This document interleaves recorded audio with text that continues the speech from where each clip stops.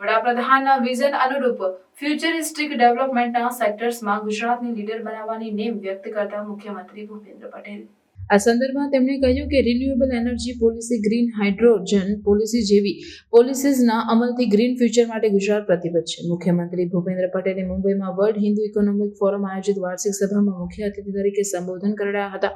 આ ત્રિદિવસીય ફોરમમાં વિશ્વના અંદાજે 40 દેશોના 1000થી વધુ હિન્દુ બિઝનેસ એન્ટરપ્રિન્યોર્સ સહભાગી થયા હતા.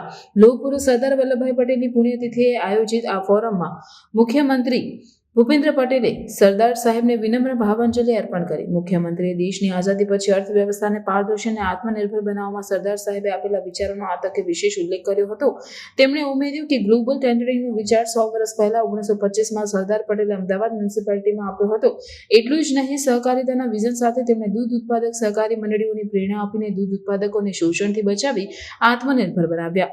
મુખ્યમંત્રી ભૂપેન્દ્ર પટેલે કહ્યું કે સરદાર સાહેબના આવા આત્મનિર્ભરતા અને પારદર્શિતાના વિચારોને વધુ મજબૂત કરવાનું કાર્ય વડાપ્રધાન નરેન્દ્રભાઈ મોદીના નેતૃત્વમાં થયું છે.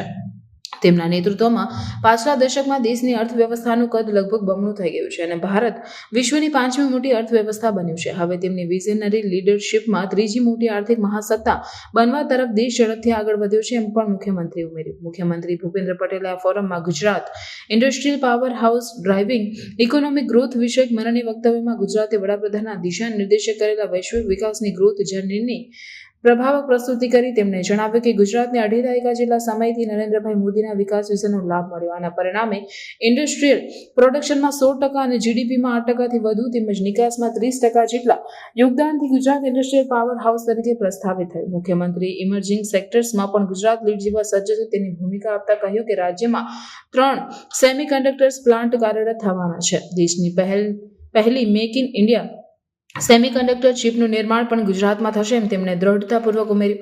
Dholera SIR world class infrastructure અને લોજિસ્ટિક ફેસિલિટીઝને કારણે સેમિકન્ડક્ટર્સ તેમજ ડિફેન્સ એન્ડ એરોસ્પેસ મેન્યુફેક્ચરિંગ સહિતના વિવિધ પ્રકારના ક્ષેત્રો માટે બેસ્ટ ચોઇસ ઓફ ઇન્વેસ્ટમેન્ટ બન્યું છે, તેનો મુખ્યમંત્રી ભૂપેન્દ્ર પટેલે ગૌરવ ઉલ્લેખ કર્યો.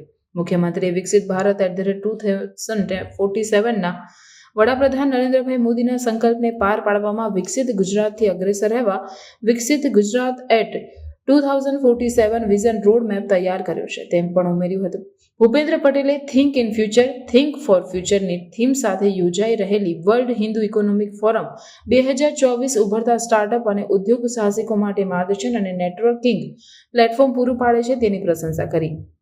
તેમણે આ ફોરમમાં સહભાગી થઈ રહેલા ઉદ્યોગ, વેપાર, અર્થતંત્ર વગેરે ક્ષેત્રોના યુવાનો અને ઉદ્યોગ સાહસિકોને ગુજરાતમાં રહેલી વિકાસની વિપુલ તકોનો લાભ લેવા ગુજરાતમાં રોકાણો ઉદ્યોગો માટે આવવા આમંત્રણ પાઠવ્યું હતું.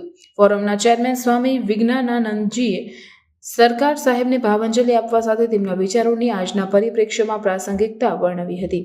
તેમણે આ વર્લ્ડ હિન્દુ ઇકોનોમિક ફોરમ ઉદ્યોગ, વ્યવસાય, વેપાર, બેન્કિંગ, રોકાણોના ક્ષેત્રોના તેમજ વિવિધ પ્રોફેશનલ ટેકનોક્રેટર્સ, થિંકર્સ વચ્ચેના વૈચારિક આદાન પ્રદાનમાં જે ભૂમિકા નિભાવે છે તેની પણ છણાવટ કરી. ફોરમની ઓર્ગેનાઇઝિંગ કમિટીના વાઇસ ચેરમેન સંજય ખેમાની તેમજ સભ્યોને આમંત્રિતો આ ફોરમમાં ઉપસ્થિત રહ્યા હતા.